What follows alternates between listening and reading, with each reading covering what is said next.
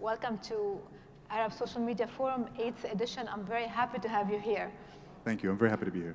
So what we know about Spotify is that it really has a massive global footprint. But what is Spotify's mission in our region in particular? As Spotify, our goal is to enable a borderless audio ecosystem. And underpinning this is our mission to unlock the potential of human creativity by giving millions of creators the opportunity to live off their work and billions of users the chance to be inspired by it. This is the mission that Spotify started with, and as we expanded to other markets, we just launched 80 additional markets this year. This mission holds constant. A big part of our initial start was in Europe and US. Earlier this year, as we expanded into Africa, South Asia, Spotify was effectively accessible to 1 billion additional addressable users. And as part of this expansion, a big part of our focus is to make sure that we have a proposition that is relevant and, of course, fits the needs of local users. So I think as we talk throughout this session, you're going to hear some instances of how we're trying to be relevant to these local audiences. Yeah. Every listener has different habits, and the Arab listener, I think, is totally different from any other listener. How do you cater to the Arab listener? So Spotify has, by the time we launched in the Arab world, we had been live for around 10 years previously. So it took quite a while for us to expand into MENA. The reason that we took the time is to make sure that we have a user experience that works with the Arab world. We needed to make sure that we had a fully Arabized platform. We needed to have as much of the Arabic content as possible, Arabic customer service team, an Arabic team on the ground that not just is from the region, but lives and breathes the culture of this region. So this was kind of a big part of the prerequisites before we launched. And now, as we're here in the market, we have multiple things that are relevant to this region. For example, Spotify pioneered the idea of a freemium model, where you have a free tier and then you have a paid tier. Given that music streaming is still in its early days, we know it's important that we allow people to just trial something before then committing and paying. So that's something that's relevant to the region.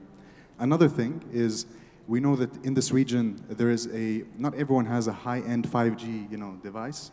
So we need to make sure we have a proposition that caters to a plethora of audiences. So one of the things that we as well have available in this region is Spotify Lite, for example, which is a lower-end kind of version of Spotify, can handle on any device. So these are just some of the examples that we have. But I think But you said that the music streaming is still at its early age. That's right. Is it? Yes. In the region here. So Spotify has over 365 million monthly active users. And in this region, our journey just started a few years ago. And this is MENA, just MENA is around 400 million people, 200 million addressable market. But if we look at what portion of this is actually using music streaming as like a typical music streaming service, we're still talking about a very small portion of that. We expect around 10 to 12%. But one thing I just want to say about the Arab world is that aside from the user lens, there's also a creator lens that is equally as important. By Spotify launching in this region, it's not just about opening the doors to local users and creators, but it's also about opening the access for local creators to basically present their content to people all around the world. So a creator from Egypt, from Lebanon, UAE, Morocco, etc., can now reach someone in Indonesia, in Germany, in Brazil, etc. And this is kind of another big part of a global player kind of launching here in the region. Yeah. Let's talk some tech now. All right. I have two queries in here. The first one, how personalized can a playlist be? And the second one is about what you call ubiquity, and is how possible is it to leverage a playlist through different devices? Got it. So let's talk about the personalization. This is a topic very close to my heart. Like we mentioned before that we have 365 million monthly active users, but we also like to say that we actually have 365 million unique versions of Spotify. Every day we collect 500 billion events, 500 billion data points, 500 billion, in order to deliver a truly personalized, bespoke user experience. And that means at the end, what the user sees from Spotify is recommendations, user interface that just works. And every day we continuously kind of try to make this better. But one thing I just want to highlight as well, in parallel to personalization, we still believe equally in the importance of the human touch. So in tandem kind of with our AI and machine learning that enables personalization, we have some of the best kind of music experts from around the world. And these hand curate playlists, like Al-Farha Btijma'na, for example, like a wedding kind of playlist, today's top Khaliji hits and these kind of things that are done, hand curated based on people that really understand the trends and insights. So, so I think that's kind of on the personalization part. On the topic of ubiquity, Spotify, to us, it's all about the user experience. And we want to be available in all moments of the user's day. We're integrated with 2,000 products, with 200 unique brands, in order to make sure that across the touch points of a user's day, we're able to cater to their needs. Be it through, for example, in Saudi, we see a massive usage of gaming. So our integration with PlayStation has been critical for people to kind of enjoy music streaming in parallel, for example, to gaming. We see in UAE, for example, a big rise of smart speakers adoption. And we are as well integrated with pretty much all the key smart speaker companies.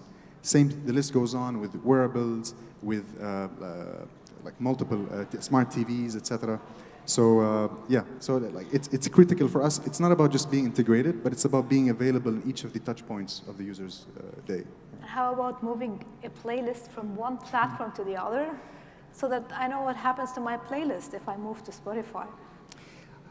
Well, at Spotify, at this stage, a playlist is a big part of what we kind of offer in terms of our user experience. We have 4 billion playlists that are accessible. These are a combination of, as we said, the AI-based playlist, the hand-curated playlist, and then your own as well. Yeah. So I think after this session, I'll give you some great playlists you can follow that could work with your taste. The young listener, he's at the core of any audience, and of course, he's at the core of the music streaming. How do you bond with a young listener? Mm-hmm. So we think at Spotify that it's critical to be crystal clear about who we're after as a key audience. And our core target has been and will always be the Gen Z, the young kind of audience. I mean, previously it was millennials, now they're the Gen Z. And what's exciting about this region is it's actually the youngest region in the world. In developed markets, 1 out of 3 people are under 30. In this region, it's 2 out of 3. So we know that in order to kind of cater to the masses, it's important first to win the Gen Z. I think, like for example, if I present my son with a brand and then tell him this is my favorite brand, he's most likely gonna ignore me and not find it kind of interesting. Of course. But if it's the other way around, if it's a youth that kind of adopts certain products or services, it's much more likely then to prevail to others. But let's be specific now about what are some of the things that we've done. One of the points that we know is extremely relevant to the youth is social connection. And this has been even further kind of exasperated with the pandemic. Over the last year or so, we've tried to tackle some of these needs by enabling features such as collaborative playlists, where people can build playlists from together, even the ability to listen at the same time from wherever you are. Mm-hmm. And we're looking into a lot more kind of collaborative features that are going to be rolling out soon that can cater to this audience. So, yeah. Let's talk about genres. Mm-hmm. And I think during the pandemic, we're really seeing awkward and weird genres, but they are nice. Yeah. We're seeing fiction, we're seeing drama. So Spotify today is a platform that is beyond music streaming. That's right. How many more genres can we still have on an audio platform? Are there any limitations? So for Spotify, we started our journey with music, and then we realized that we want to be kind of the leading audio ecosystem.